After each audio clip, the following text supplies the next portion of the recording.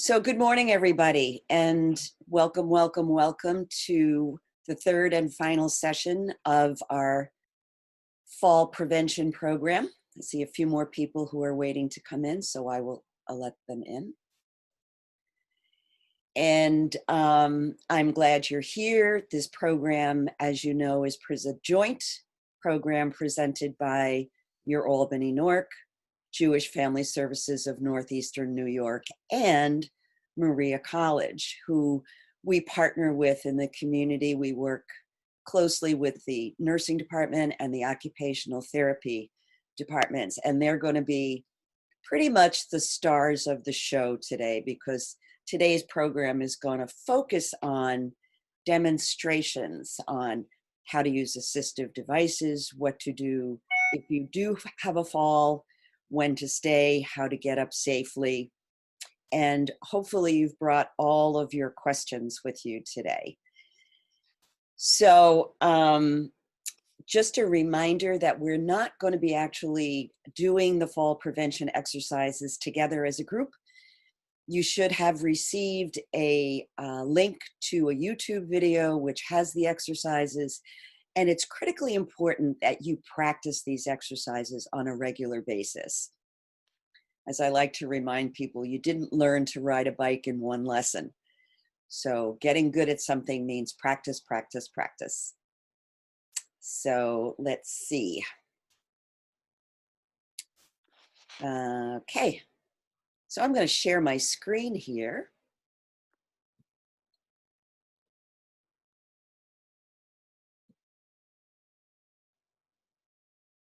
Let's see, I'm not getting the one that I want. Hold on.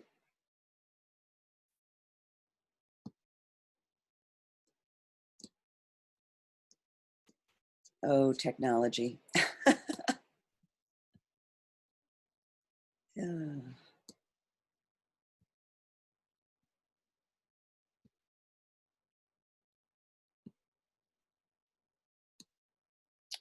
Thought I had it all set up here. Anyway, try again.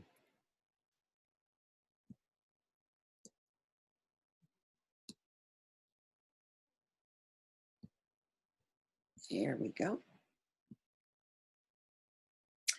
All right. So homework first.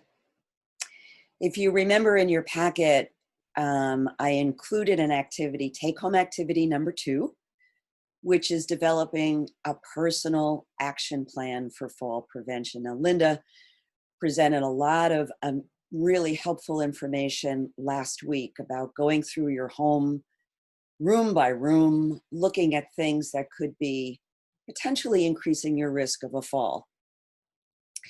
So I'm going to put this on a larger screen.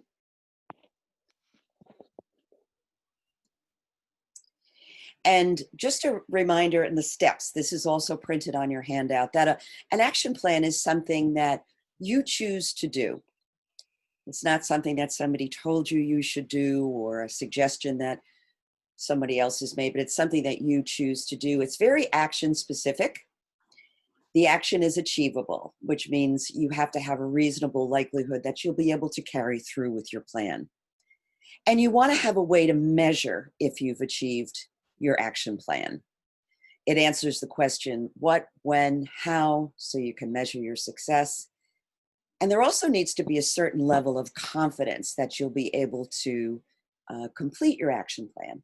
If you don't have any confidence at all, then you're unlikely to do it. And if you are at a level 10 out of 10, it's probably something that you've already done. So you want to have that area somewhere around 7. So if everybody has that in front of them, I would like to take a couple of folks from the group to share their action plans, and we can talk about them. So if you're ready to speak, you can unmute your mic and we'll talk about your action plans.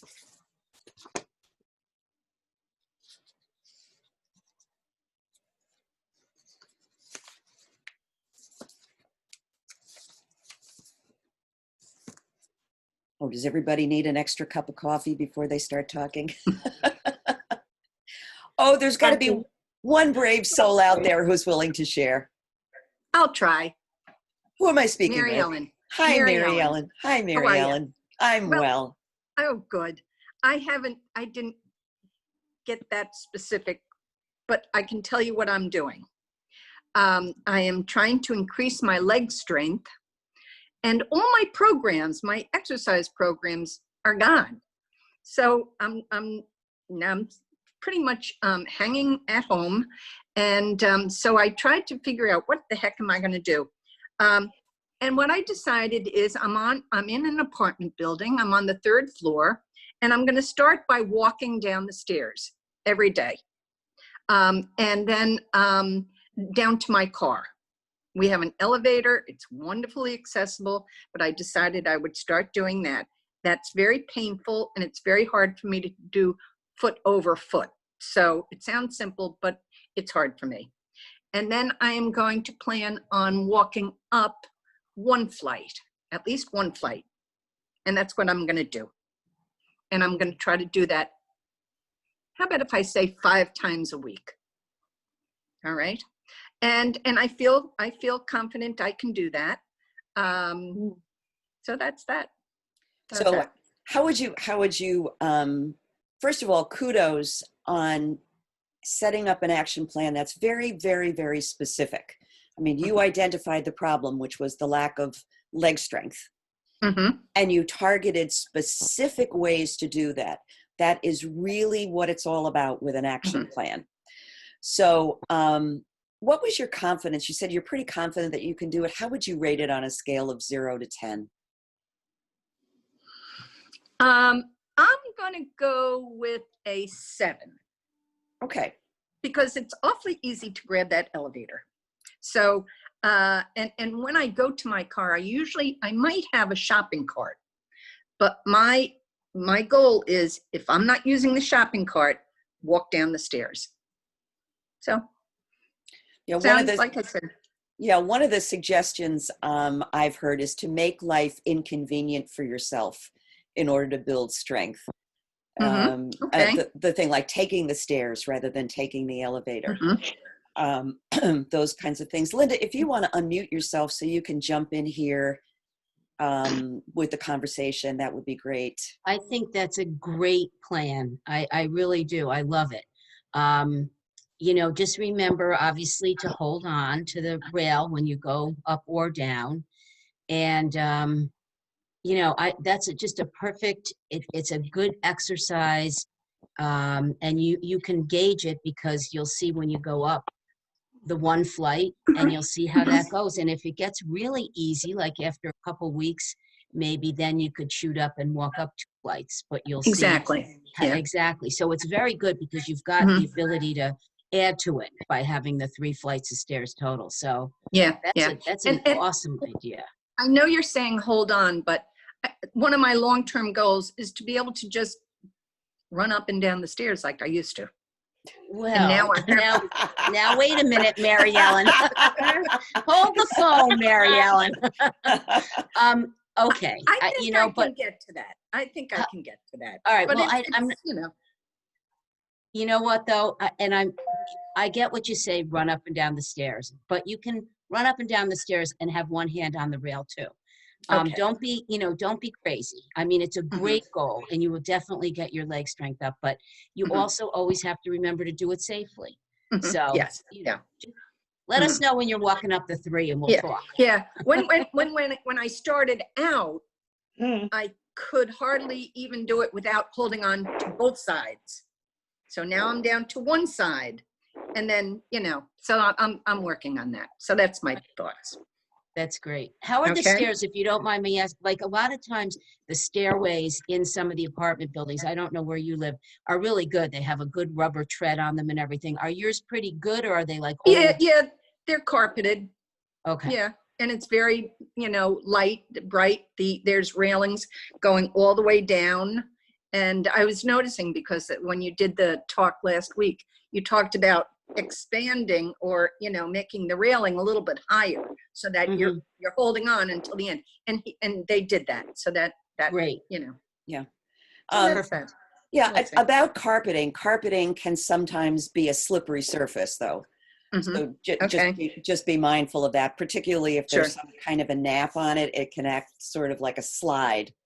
Uh-huh. Uh-huh. So just be aware of that. But a great job, Mary Ellen. Great. Let's And see. We'll see. good luck with your action plan. And Mhm. I just want to make one more suggestion. When you say I'm going to try to do this, say I am going to do this. Okay.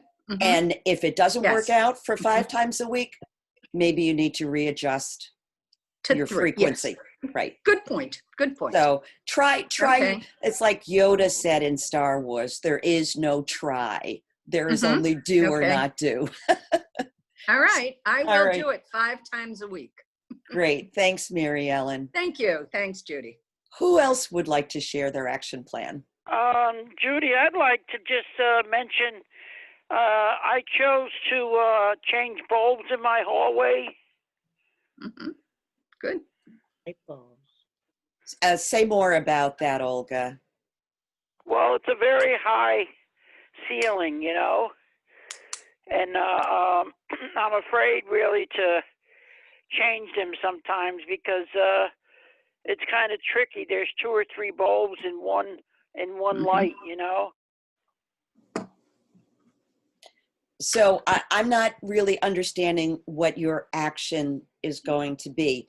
Is your Well, I action, got wait, hold on a second. Are you going to ask for help in changing those bulbs?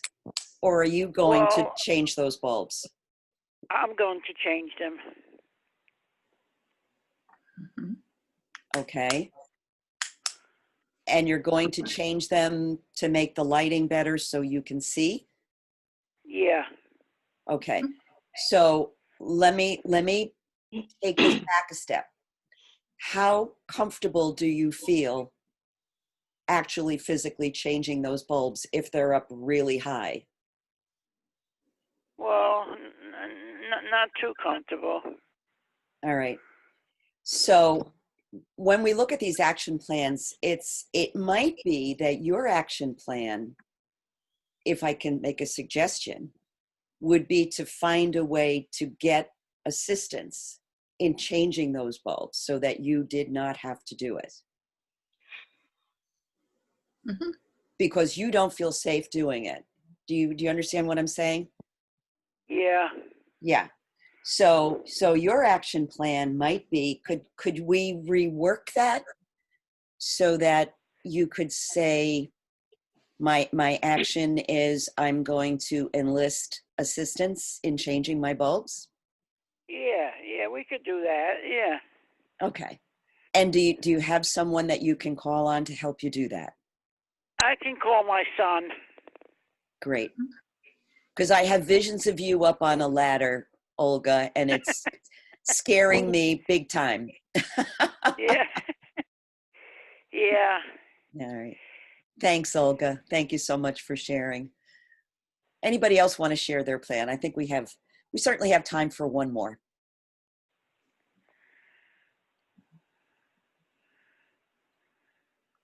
Hi, Hi there. Who am I speaking with?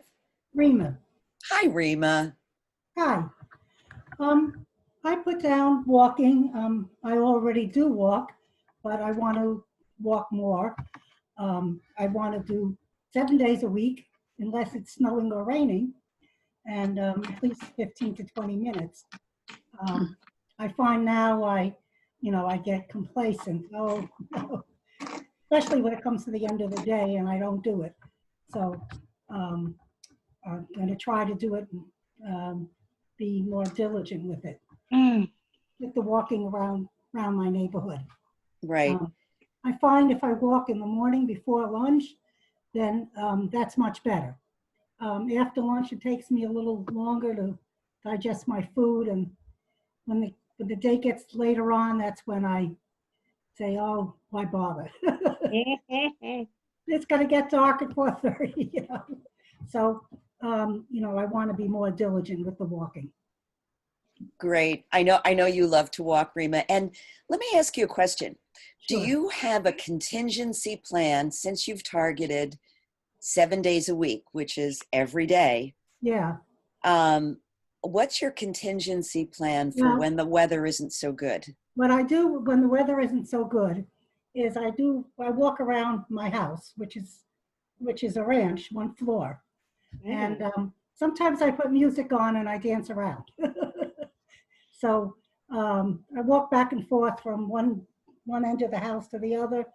And if I have music on, it's more fun because you can walk and do a little movement with the music. Mhm, So I mhm. try to do that on days that I'm not going out. Great. I always think it's important to have plan B if plan Yeah. A doesn't work out. And, we are coming up on the winter weather, and I know a lot of people in this area used to walk inside, like they go to the mall and walk around, that kind of thing. But I'm not sure how safe many of us feel going to that environment to exercise. Probably don't. So walking around your house is certainly a very, very good, very safe option. So thank you for that. I'm going to stop sharing my screen here. And it sounds like everybody's getting the gist of the action plan. And know that setting an action plan for yourself doesn't necessarily just relate to fall prevention. It's something you can do with a lot of aspects in your life, whether it's eating right or exercising or some other kind of activity. And I like to say, if we fail to plan, we plan to fail. So it's always good to have that target in mind that you're working towards. I'm going to stop my screen share here. Judy, I have one question. Sure. When I go down the stairs, I live on a ranch, but my laundry is down in the basement. Sometimes I walk down the steps the way you're supposed to, one after the other. And sometimes I do, 2 feet is that what it's called? 2 feet at a time. And I want to know if that's not good for you, or I should try to walk the regular way down the steps and up the steps. What's the difference?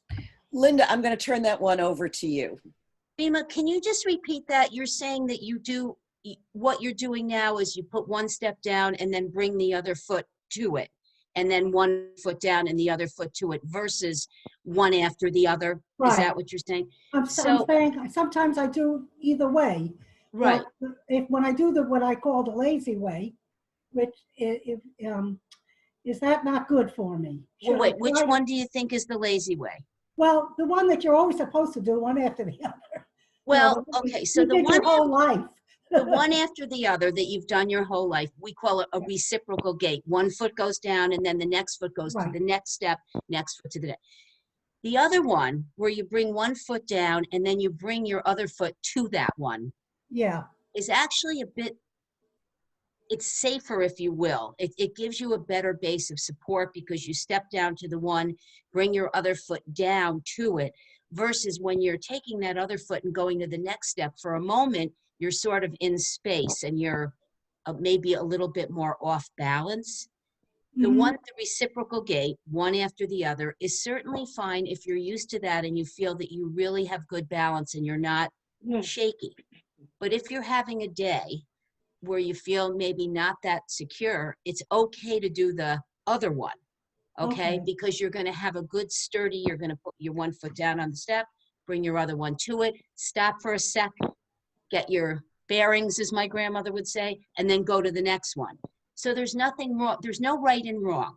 Okay? It's just, it's the way you feel the safest. The other one is actually harder, step after step, like you've done your whole life. Right. That's a little harder. So it's okay, but just if you feel not comfortable with that, go to the other one for a while. Okay. Thank you. Sure. Any other questions before we turn the floor over to our Maria College? Scott, are you there?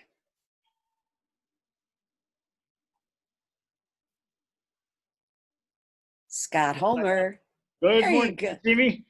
I'm going Hi, everybody. I'm going to put you on Spotlight.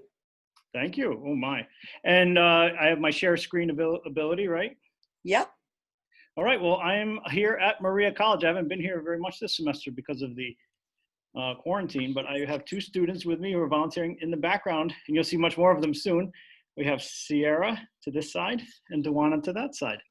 And good morning to everybody. So what we're going to walk through today are a few practical demonstrations of getting up and down and being safe with devices. And then we're going to show, I have two videos to show that students who couldn't make it today have made for us. And actually, what you're about to see Sierra do, she made a very nice PowerPoint with step-by-step and some videos from her home that I can share with Judy for you to watch at a later time. But we'll demonstrate it live now so you can see it. Because the benefit of watching her home video is that her puppy and her son are in it, which is pretty cool.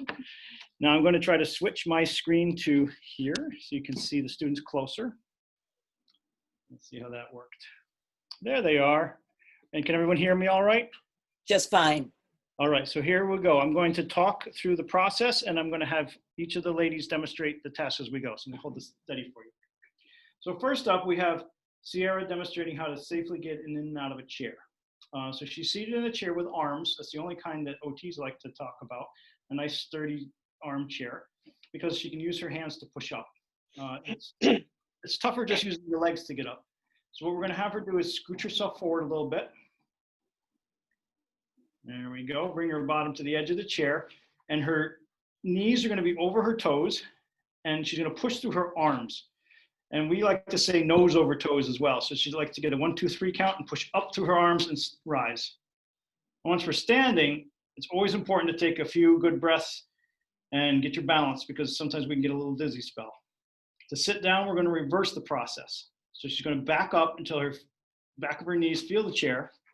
Reach back with those hands. Never sit until you know you got a solid surface behind you. And then use her arm muscles to slowly lower with her leg muscles to the chair. No plopping.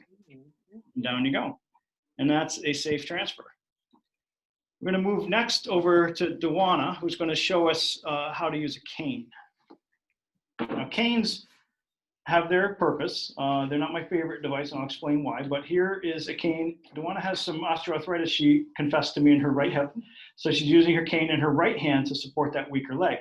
She steps with the cane, steps with her stronger leg first. Oh, let's have you do that again. Step with your stronger leg, there you go. And then bring your weaker leg through. This is especially important when she works on stairs, which I'm not going to make her do, but I'll pretend there's some stairs there. So if she puts the cane up first, steps up with her strong leg, and then brings the weak one to it. Now, if she were to turn around and come down the stairs, we do the reverse. We put the cane down first, but we lead with the weaker leg and then the strong leg. The nuns who taught me here at Maria College said something that I'll never forget. The good go to heaven and the bad go to hell. So that's how I remember which leg goes up and down first. Now, Sierra has a more preferable type of cane because the cane that Dewana was using is handy, but it's not much support. On this cane, you'll see there's a small base, and she also has a wrist support that is a little strap she can put around her wrist so in case she drops the cane, she won't lose it. So same idea. She's going to step through with the stronger leg and bring the weak leg to it. Both canes are okay, but the best one, if you're going to use a cane that I think is what Dewana will now demonstrate, called a quad-based cane. On a quad-based cane, you have a nice sturdy support with 4 legs, and that thing's going to stay put where you leave it. So she's going to walk with it. And now this one is for her other hand, because if you hold it up one more time, Dewana, you'll see that 2 of the legs are narrow and 2 of them go wide. So you don't want those wide ones hitting yourself in the foot. So she's going to use this time with her left leg being the one that has the cane. So that's plants and she walks. Now she brought herself over to the sink to do some dishes or some work over there, whatever has to be done. We're about to make some breakfast here, I think. She can leave that cane where she set it and it'll stay put for her when she needs it. Now, canes are okay, as I said, but our preference in mobility and safety is a walker. So over here, Sierra's going to come on through with a walker for us. This kind you lift up and step into. It's like a cane, but 4 of them at once. And you'll notice she always keeps her feet in the corral of the cane or the walker as she moves. Having it way out in front of you isn't going to help a bit. Now, if she's going to, yeah, that's not safe at all. Very good. If she's going to turn with that, she's going to turn and face us, Sierra, first. She's going to set it down, take a small step, set it again, take a small step, and now she's ready to face this way.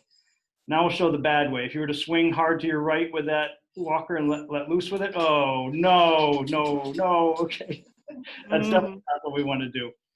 So that thing is around your hips whenever it can be, and you control your movement with the walker. Now let's say she's up at the sink doing some work. I added a little, one of my favorite touches to a walker is a reacher that's hanging on there, because if she were to drop her, maybe that little towel on her right, oh no, what a mess. That towel flutters to the floor. She's not going to bend down and pick that up. No, no, she has her reacher to pick that up. So that is hanging on the side of the walker. I also like to Velcro it or tie it on with a little piece of yarn, or we can hang it there where you can't get it off. Sorry. And there she goes. And supporting herself with one arm, she can reach and pick up things with the other. We're back to Duana now. There's another type of walker that has wheels and gliders. So now we're going to slide with this thing, walking with it. So she's just going to walk with it normally and keep it around her hips. Again, the temptation here is to let it go too far ahead and lose control. So we're not doing that. We're staying in it. And let's do that nice turn again. There we go. And she's turning.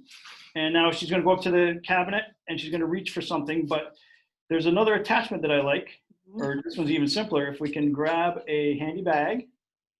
Students, we actually make these at the college for some of our volunteer work, and they have Velcro and a little handy bag. And you put your stuff in that so you can transport it safely around. You'll also notice on her walker, she has 2 wheels in the front and gliders in the back. And that keeps it moving steady. If the 2 wheels are turned in like we did, you have much more space to get through thresholds and doorways in your house. So if you have a walker you bought commercially, see if the wheels will swing in so it saves you woodwork. Also, the glides sometimes are not ideal, or if you don't have any, you can also use tennis balls, which Sarah will show. And I would, again, have someone do this for you, cut a little slit in the tennis ball and slide it to the end of those replaceable pieces, and then you have a nice gliding surface. And that brings us finally to what I call the Cadillac of walkers, or the Rollator walker, which is really fancy. They're very popular, and they move very quickly, however. So these I don't recommend for anybody who's got real balance issues, but they're awful handy for somebody who gets tired quickly. As you're wheeling around, you can simply put on the brakes when you've had enough. Make sure you get those things locked, and then you're going to do a slow turn, and just like we demonstrated earlier, Sarah will show us how to sit very carefully into her walker. Take a breather, and she can take a rest. Now, when she gets back up again to go cooking, there's another neat surprise in her walker, is that it has a built-in basket under the seat. And I don't know what you packed in there today for lunch. What have we got? Some hot sauce. Yeah, that helps everything. And, the slippery pan, be careful. Good, so you can carry anything in there. Excellent. The next video we have to show is a pickup from last week when we discussed car devices that would help. And I have a video of it because it's a little cold outside for these guys, but I brought the 2 tools inside so you can see them up close first. So this is the Lazy Susan, which is a little spinner cushion that will sit on the seat and allow you to swing your legs in without having to shuffle your bottom. And then the other device right there is our handy bar. And the handy bar, let me just hold it a little closer, has a nice piece on it that will fit into the side of the door. So I'm going to give these 2 ladies a round of applause for helping us out. Thank you, guys. And we're going to switch to some pre-recorded videos. And if I promised I wouldn't do that, I did it. There. Sorry about that. I'm spinning. Now, any questions so far on what we've talked about? Yeah, there was a question in the chat box. Oh, good. I figured there'd be some while I'm setting Yeah, up. and yeah, have you had any experience with upright walkers? Some I think they can be helpful. I guess I'm more of a traditionalist. I'm used to the ones that we've always used, but I think they can be good. I think with any new device or any device you want to try, you're going to have to make sure that you practice it with someone, either the salesperson or a therapist, to make sure that it's right for you. One of the beautiful things about commercialism is that we have all these devices that used to be fairly hard to access outside of the medical community for sale in any drugstore. But the downside is that people can get them without really having the right fit for them. So like any device that you would add to your routine, just make sure you have somebody check it over with you to make sure it's right for you. Now, I'm going to try to share the next video with you, and there it is. And this should play. You guys are going to tell me if you can hear and see Bethany. Bethany's outside. Does anybody see her standing by my car? Yep, All right. I see her just fine. She's ready to go. I'm going to play this video. It was cold that day, but it's, boy, is it colder today. So we're staying indoors and letting this video do the talking. So she will demonstrate the two devices that we just showed you, and here she goes. Hi, my name's Bethany. Today we're going to show you some safe and easy ways to get in and out of your car. We're going to be using two tools today, the Handy Bar and the Lazy Susan. The Lazy Susan will go on your seat and will help you get in and out of the car, and the Handy Bar will be a handle to hold on to while you get in and out of your car. So we're going to put the Lazy Susan on the seat.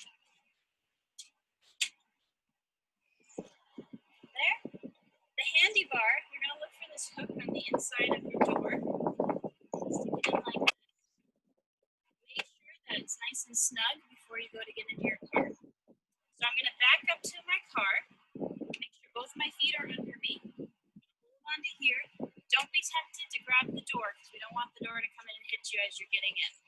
And then you're going to sit slowly. And we're in. We're going to take the handle off. The Lazy Susan will help you swing in. Buckle up. And we're ready to go. Now when you get to your destination, we're going to do the reverse. Open your door. Make sure it's open all the way so it doesn't come back and hit you. You're going to use the Lazy Susan once again to sweep both legs out, never one at a time. We're going to take our Handy Bar, hook it again. Once again, make sure it's in there nice and snug. I'm going to put my other hand on the seat. Once again, don't reach for the door. Okay? So one hand on the seat, one hand on the Handy Bar. Scoot forward, both feet are on the ground. I'm going to stand. Take a minute to catch your balance. And you're good to go. Hi, my name is Tiana. Whoa, My name I'm is not ready for Tiara, that. and we're I got too Today we're going to excited. be Hang on. focusing on how to safely get up after. Okay, Tiana and Tiara can't wait to share their video with you, but let me just come back to that for a moment. The last piece that we wanted to demonstrate today is how to get up if in the event that you do fall. But before we show that, I wanted to just tell you, in my years, the biggest lesson I can impart on people is mindfulness. And what I mean by that is that you take a moment with every move you're about to make and decide before you do that, are my feet flat on the ground? Do I have good footwear? Am I, is my head clear? Am I breathing?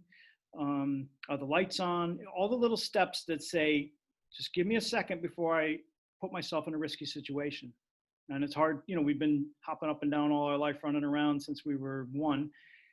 But as we age, the gravity and the height that our head is off the ground become quite daunting. So we need a little chance to be mindful of your surroundings and breathe and don't take any chances. That's really the best advice that I give people. Your environment, you can set it up to be the best possible and have all the tricks, but if you get sloppy and decide, oh, I got to get up quick to answer that phone, or I'm going to run over here and do this and that, that's when the accidents happen. I've worked with far too many people who tell me the story that, well, I forgot to put my shoes on, or I really had to go to the bathroom and I didn't take the moment to get myself settled before I got up or down.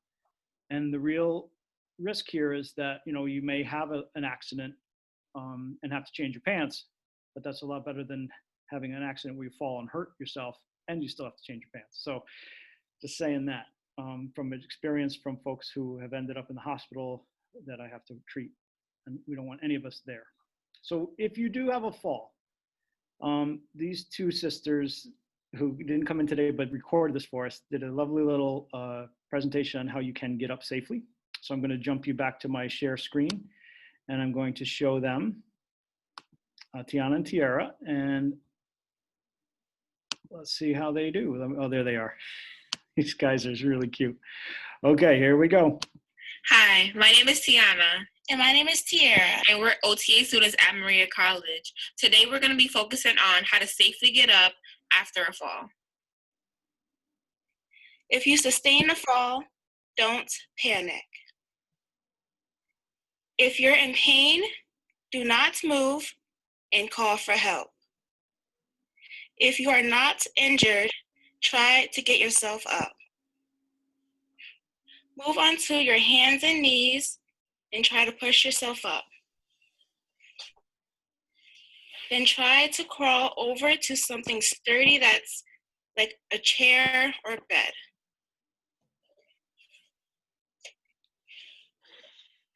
Put your hands on the sturdy surface and bring one leg up to bend your knees.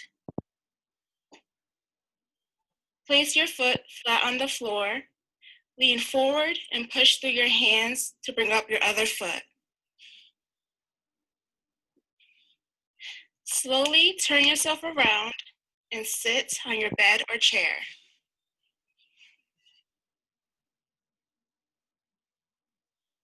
Take a few minutes to sit and take deep breaths. After you take your deep breaths, try to get yourself back up. Always call your doctor about falls that you sustained. Hi, my name is Tiana, And my name is Tiara. and we're OTA students And I'm at getting Maria them- they College. just want to keep Today, talking. we're going to be focusing on how to safely. All right, so that's our student presentations.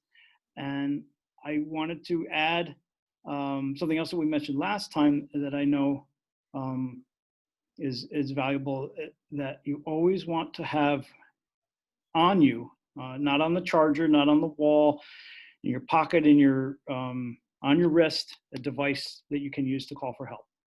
There's the alert pendants that you can wear around your neck or on your wrist. There's electronic devices that will summon help at the touch of a button. And there's devices through your house like the kids today with their Siris and their Alexas. You can just holler and it will call an ambulance for you. The purpose of those devices is for an immediate response, so you're not stuck in a position where you can't get help and get up.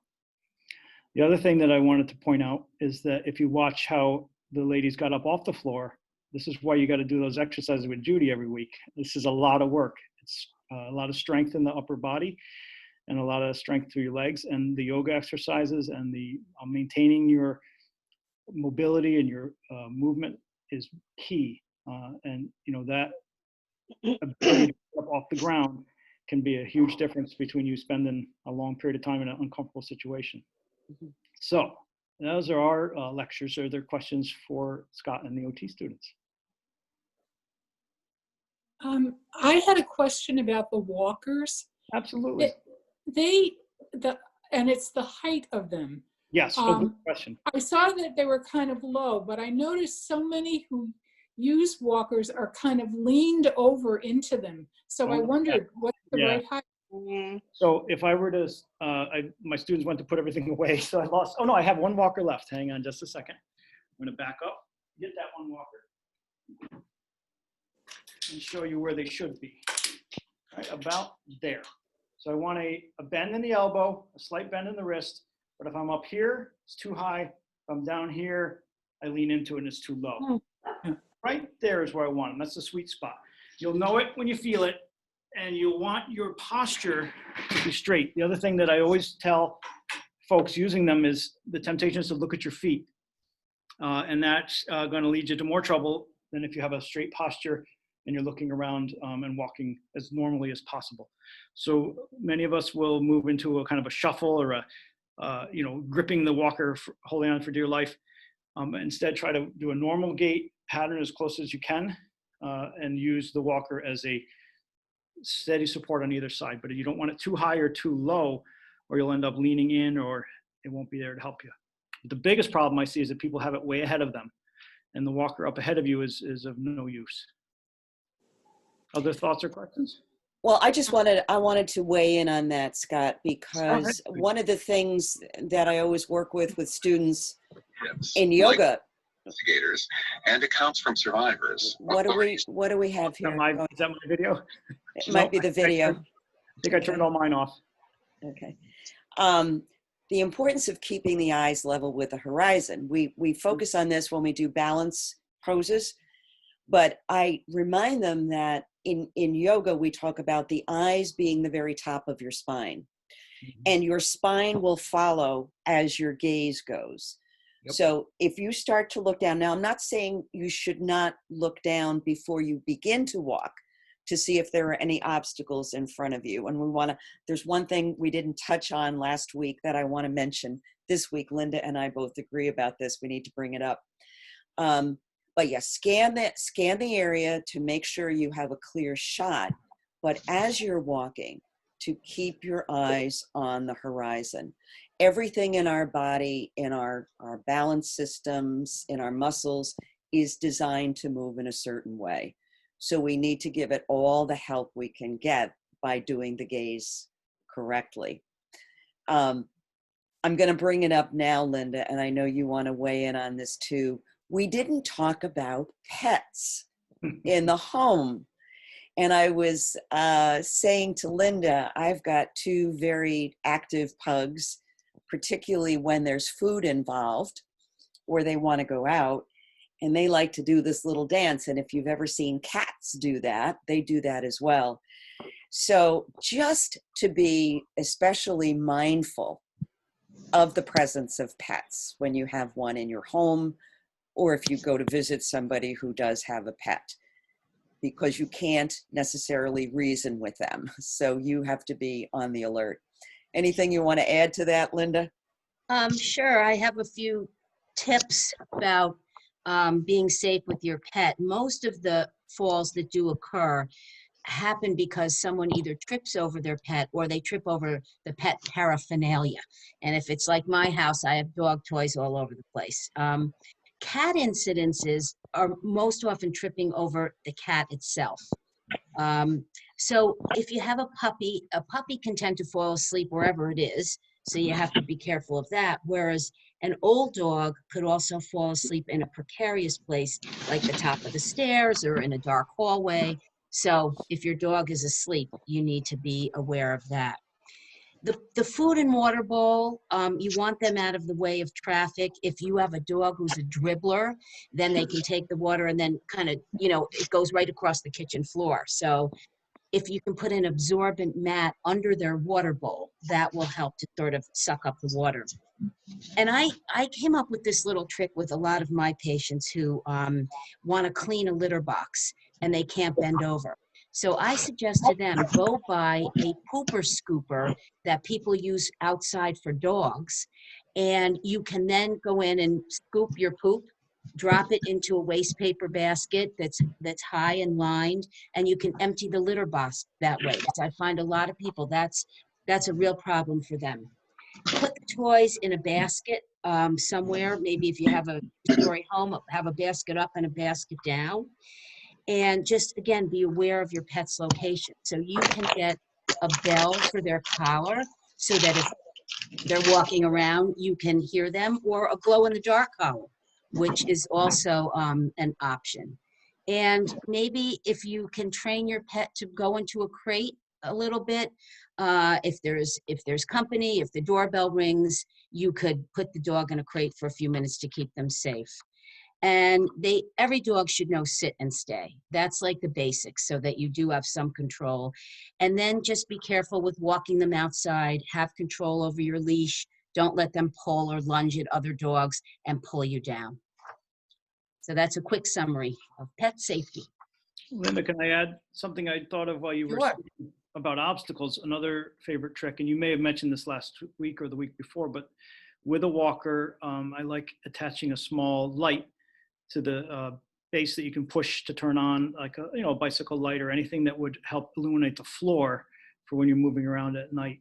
So those I've seen to be helpful, or just to have a way to light your home well, so you're not finding any hidden pets or objects on the floor when you're not checking. Because again, as Judy said, eyes up improves our posture, which improves our breathing, which improves our ability to walk safely. It's often the ability to maintain that natural posture that will make us safer. Exactly. So any other questions or comments or experiences from the group that you'd like to add to the conversation? I wanted to ask a question. Excuse me. For the devices, does anyone know if they're covered by medical insurance or Medicare? And do you need to get a script from your physician? Yes and yes. Okay. They are covered. The Medicare will give you one of each. You get one walker or one wheelchair. So if you bought for some reason, if you had a walker last year, then you can't get another one covered. But if you've never had anything, you can get one of each. But yes, you do need a doctor's script, a prescription for that. And do you need a doctor like an orthopedic doctor? Can it be your primary doctor? Because I mean, I've fallen several times in the past 2 years and broke a few, not broke, well, yeah, I broke my foot and then I broke a toe and then I did something with not the meniscus, but something else in my knee. I don't have, I have a cane that I bought in CVS, but I think I need something a little bit more supportive for myself. So I Yes. didn't know. Well, let me suggest, so yes, your primary can definitely write you a script, but, you know, and I'm sure I'm probably speaking for Scott too, when I say that I feel it's important to get, whoa, is everybody's screen going crazy or just mine right now? Just yours right now. Oh, okay, good. Then I'll keep talking. It's important to have some kind of a professional take a look at you, even if you can get 1 or 2 visits with a therapist, just to look. You're having falls.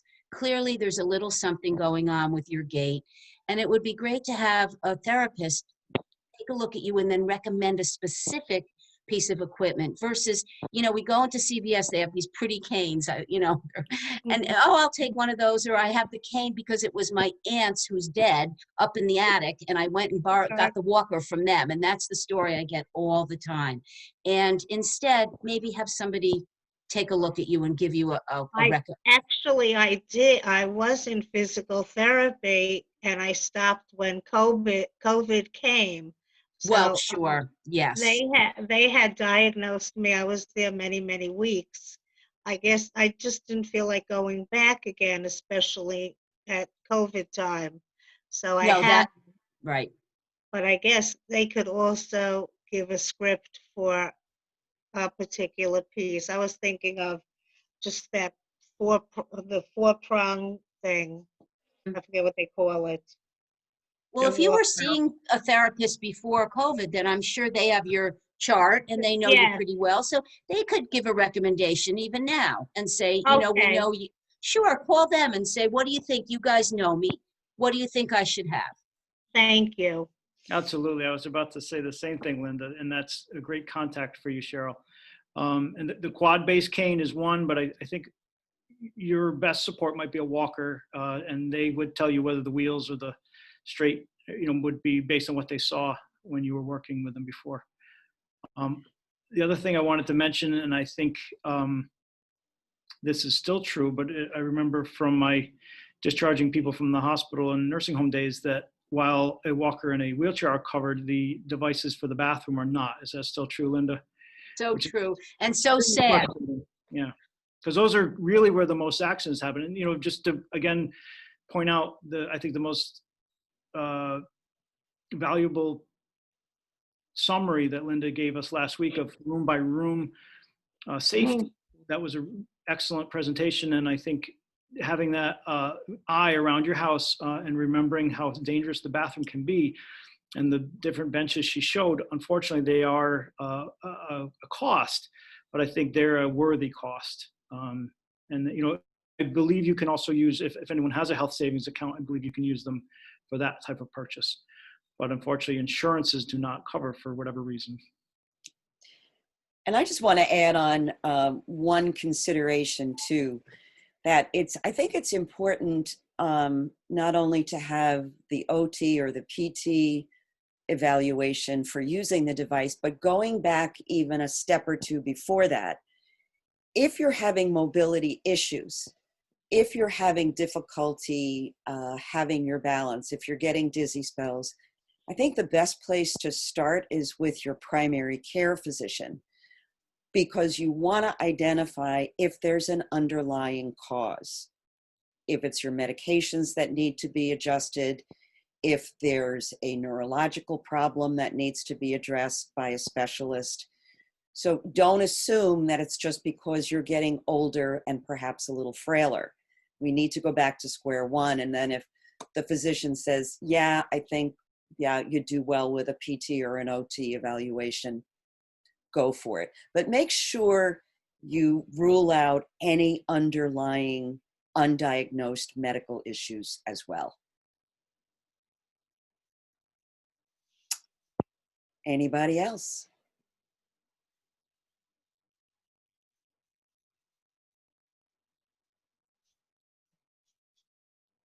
Well, there's a lot of silence, and just know that I'm available by phone, by email. So is Linda.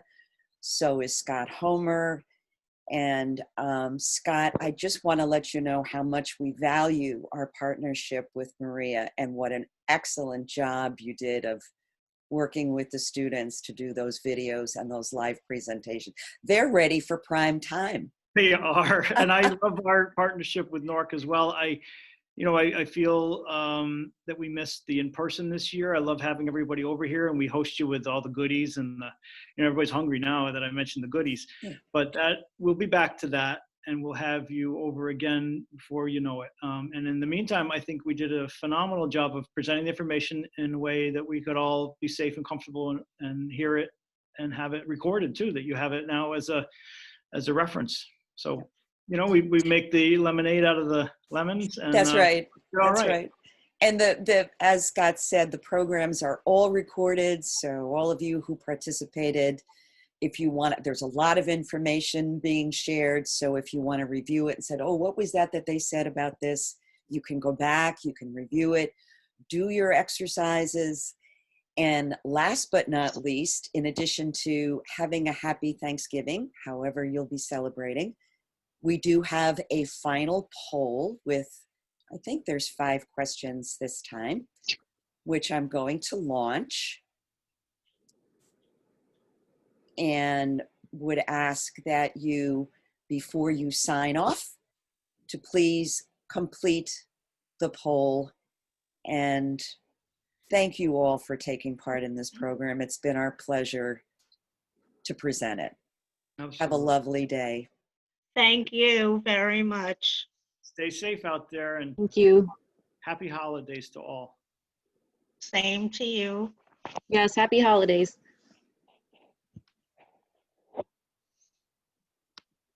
Oh, what happened to my thing?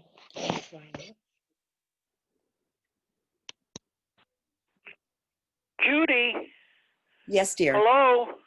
Yes, Olga. You know that stair climbing handout. Getting out of the chair and stair climbing. Yes. I'm wondering if this is right. Going down the stairs, cane or crutch, strong leg, weak leg. Should it be weak leg then strong leg?